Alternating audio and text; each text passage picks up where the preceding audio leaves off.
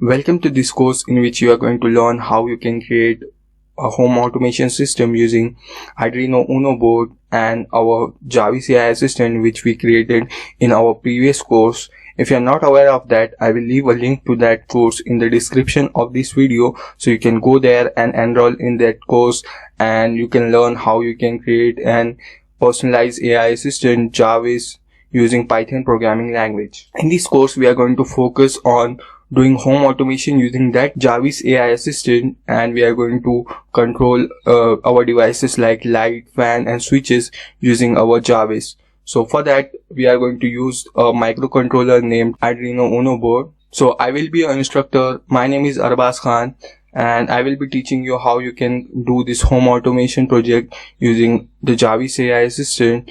And I will be teaching you all the things from the very basics to an intermediate level. This course is focused for the beginners in home automation, IoT, and you will be learning all the things from the very basics of Arduino as well as the home automation. So without wasting your time, let's move to our next video of this course.